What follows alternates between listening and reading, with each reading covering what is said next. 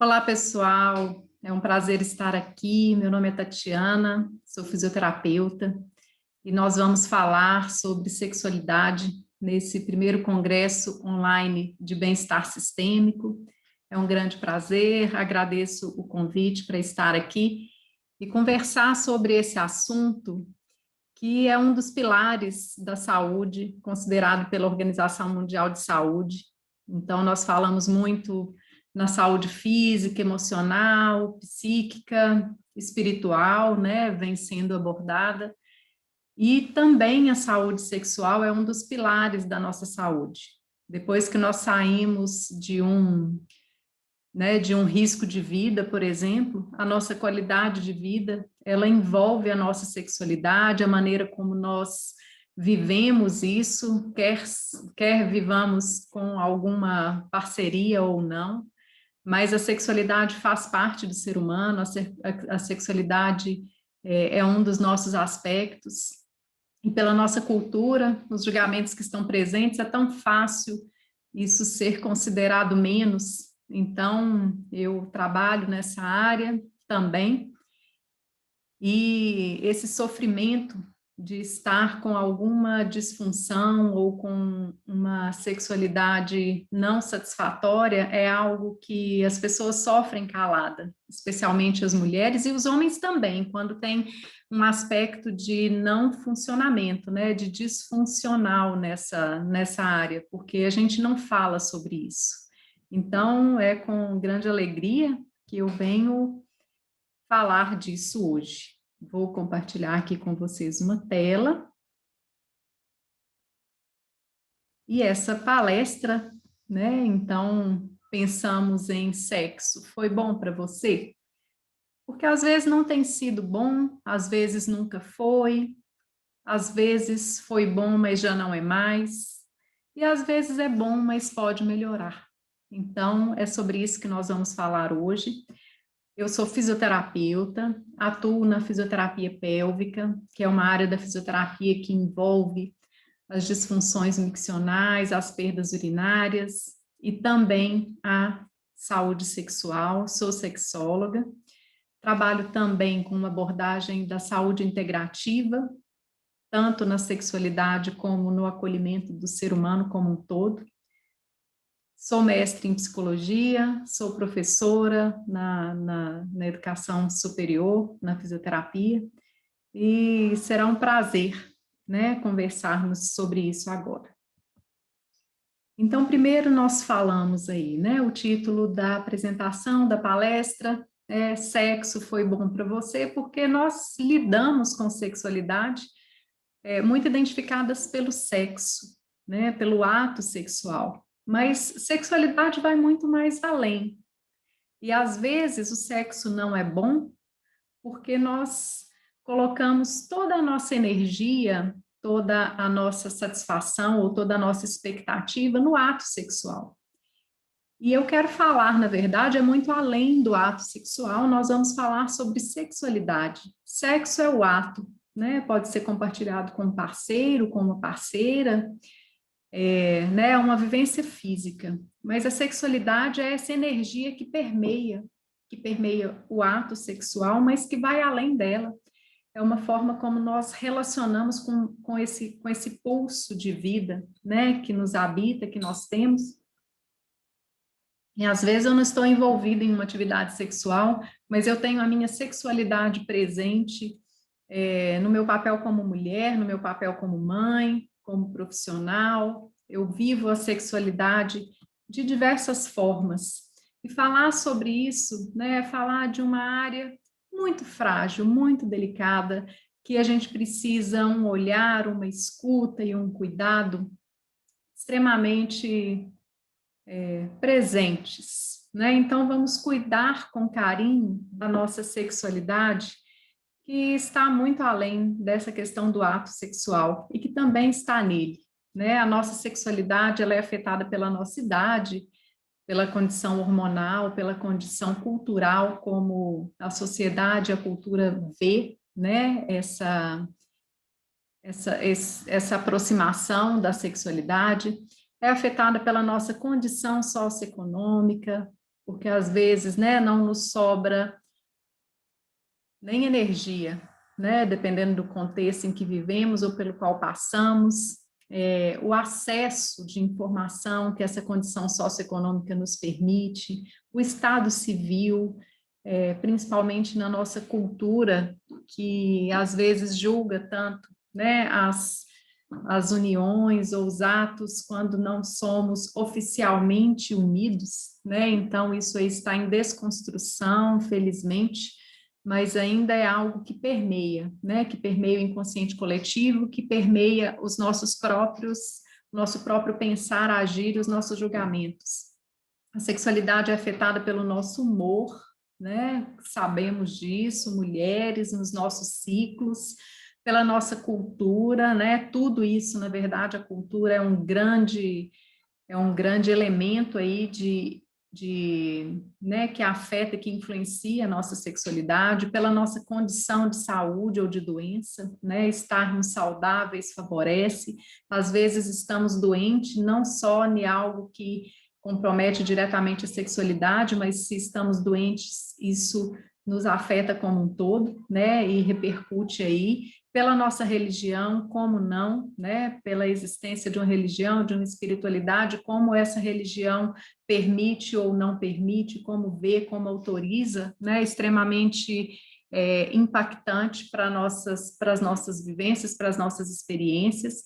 É afetado pelo nosso gênero, né, masculino, feminino, ou pela identidade que nós temos com esse gênero, né? Hoje isso aí tem uma gama, uma ampla variação, e, né, nos encontrar entre masculino, feminino, fazer as pazes com isso em nós, né, e nos identificar com esse papel, com esse gênero, é algo que influencia a nossa sexualidade, a nossa autoestima e autoimagem, né, bastante, né, e não por acaso estamos aqui falando numa sessão que está falando do bem-estar da nossa autoimagem, né, ter uma autoestima, nos amar em primeiro lugar, ficar em paz com a nossa imagem, isso é extremamente importante, né? E por que não, né? A nossa sexualidade é afetada pela pandemia, ou foi afetada, ou está afetada nesse tempo agora, né? Nós estamos vivendo etapas diferentes, né? Desde que a pandemia começou,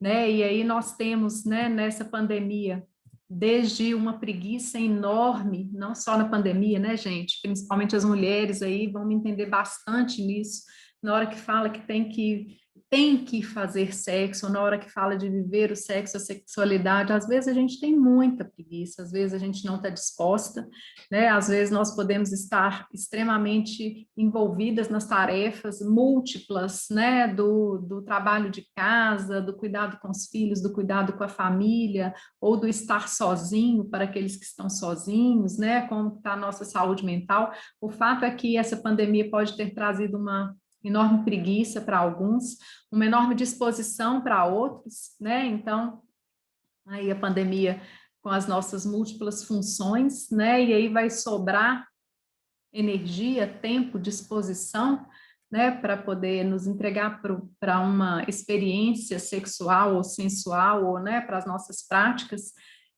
isso tudo está muito presente, né, principalmente para as mulheres. O nosso contexto, ele está cercado dessa condição, né, dessa mulher múltipla aí, que cuida de muitas coisas, que tem que dar conta de muitas coisas, e a nossa autocobrança de ter que dar conta do sexo também, né? E os homens, então, na pandemia, eles podem estar, né, às vezes afetados negativamente, né, de uma forma, principalmente se isso afetou o trabalho, a condição econômica, né? Nós vemos que o homem pode estar aí deprimido, pode estar debilitado na sua saúde sexual, pode estar falhando, né, como ele considera, porque se afeta economicamente ou afeta o homem no papel de trabalho de provedor, né? Isso pode influenciar diretamente com a sua libido, até com a sua potência sexual, com a sua capacidade de ereção, né? Então, porque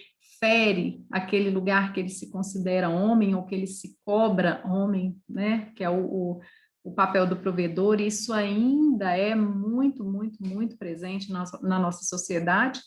Mas às vezes, né, tem homens que não foram afetados na sua condição econômica, não tiveram impacto, ou se tiveram um impacto, né, lidaram com isso muito bem. Nós vemos que tem áreas que foram favorecidas pela pandemia, né, então das tecnologias, tudo mais. Então, de repente, o trabalho dele se estabeleceu e ele está se sentindo um leão, né, está se sentindo com toda a força, com todo o vigor, com toda a disposição, mas a mulher está assim.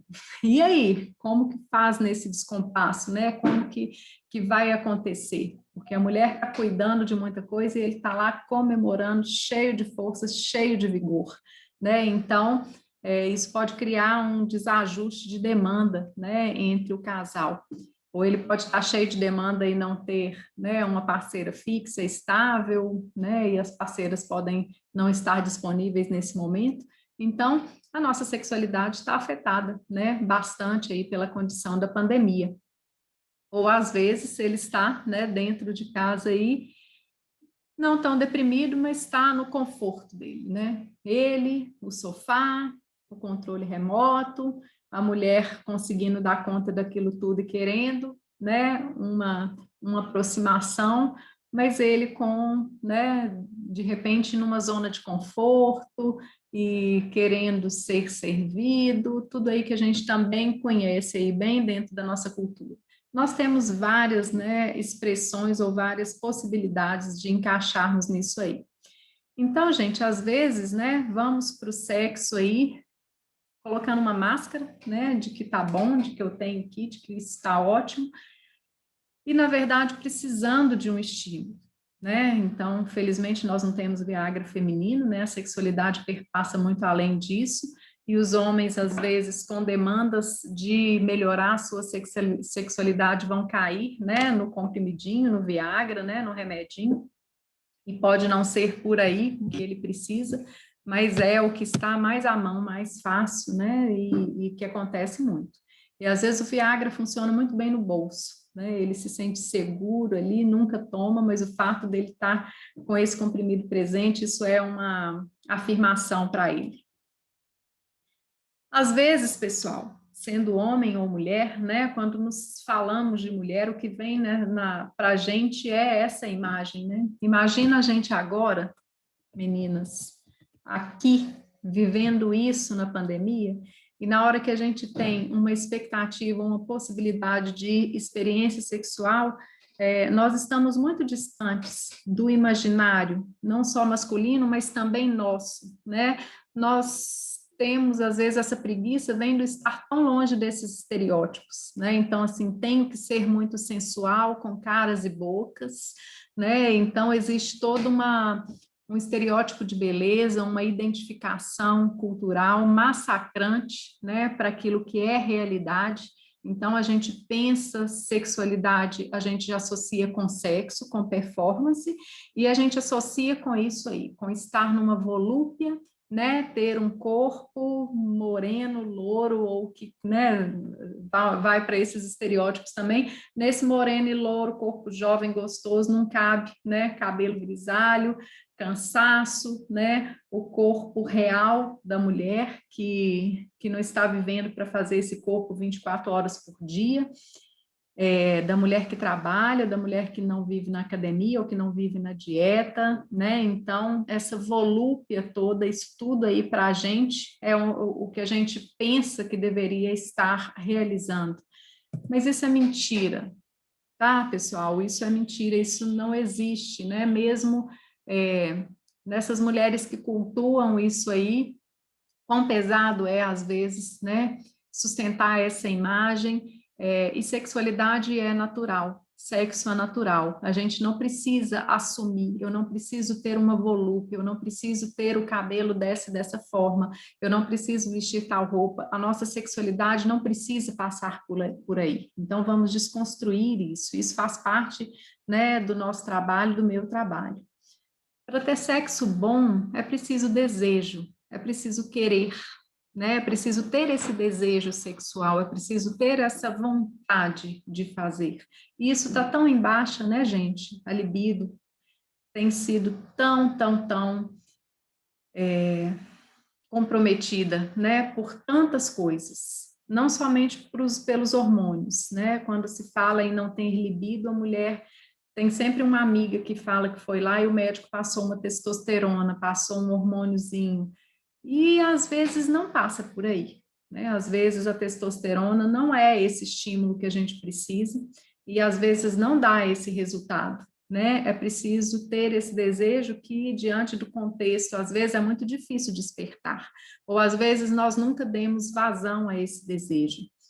É preciso ter excitação, né? E o que é excitação? A partir do momento que você quer, a excitação é a forma como o corpo responde. Então, a partir do momento que eu desejo, que eu tenho uma lembrança, que eu tenho uma memória, que eu tenho, né, eu lembrei de um encontro, ou eu penso, eu fantasio na possibilidade, ou eu quero, eu desejo ter esse encontro para frente, né, o meu corpo responde em mais ou menos intensidade. Então, as respostas do corpo é o que a gente chama, né, a marca da excitação são as respostas fisiológicas, né? Na mulher, a gente tem a lubrificação vaginal, né, o aumento da circulação na região genital, tanto no homem quanto na mulher, né? Faz a ereção do pênis, a ereção do clitóris, que é o nosso órgão, né, de estrutura muito semelhante ao do pênis, nós vamos ver, e faz também né, essa circulação, preparando a nossa vagina. Muitas vezes as mulheres entram em uma relação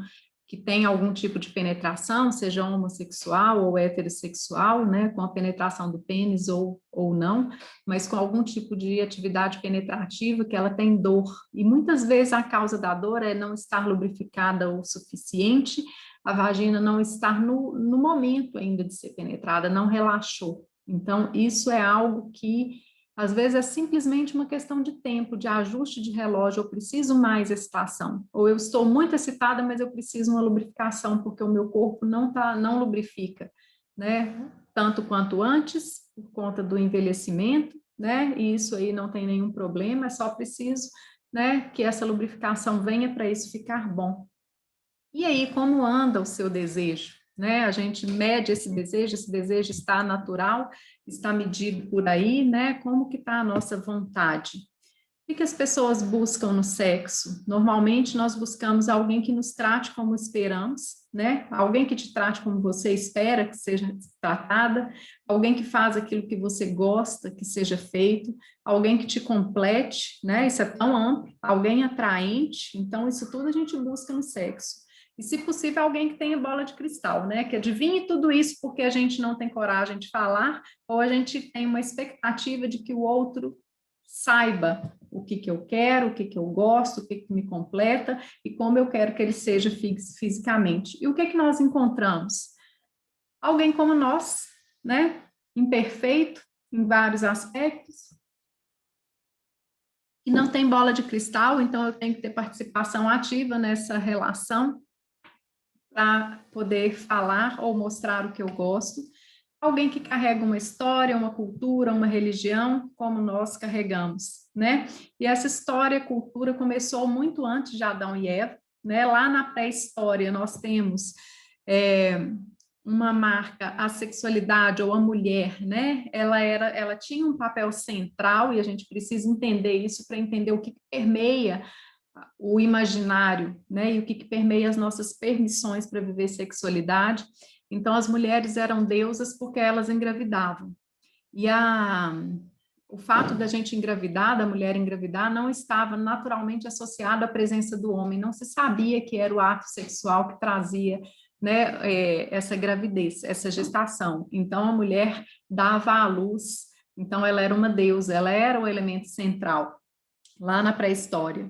E aí teve uma história inteira, né? E quando se percebeu que, na verdade, o responsável pela gestação, por trazer um outro ser ao mundo, né, que o homem tinha essa participação e que, na verdade, o homem podia ter várias mulheres e ser, né, e emprenhar várias mulheres, né, porque isso aconteceu da observação dos animais, a história virou, veio um modelo patriarcado, né? Então o homem passou a ver o quanto valia, né, o papel dele de fazer filhos, e nós seguramos esse patriarcado aí até hoje.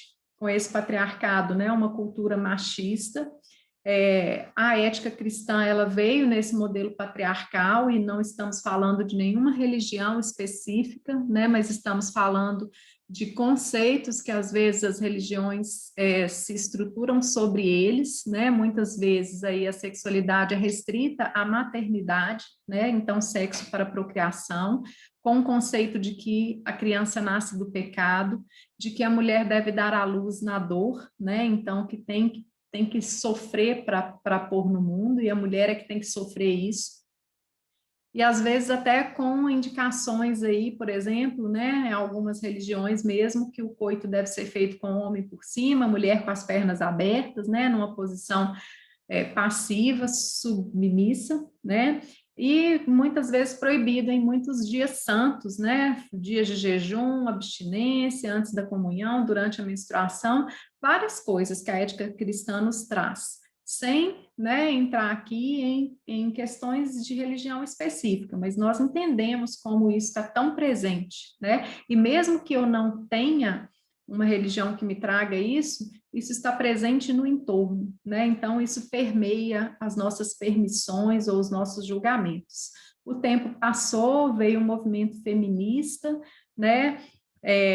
Agora estamos aí na era tecnológica, então, né, onde às vezes a imagem, a tecnologia, a distância dos encontros, né? Então, aí nós estamos nos relacionando através de aplicativos, né, ou dando muito mais importância à imagem ou ao como as pessoas me percebem, então isso pode ser não, isso é um novo ponto a se cuidar, né? Mas gostando ou não, concordando ou não, né? Porque muitas vezes a gente não concorda com o patriarcado, com o machismo, com a questão, né, tecnológica, com o uso excessivo de celulares, de tecnologia, mas isso está presente. Quer eu goste, quer eu concorde, né? Todos nós trazemos esses registros na nossa história, consciente ou inconscientemente. Nós estamos inseridos nesse contexto. E isso marca a forma como relacionamos conosco e como com as pessoas, né, com a nossa parceria sexual. Precisamos valorizar o que existe dentro da gente, né? Da forma que você valorize isso, né?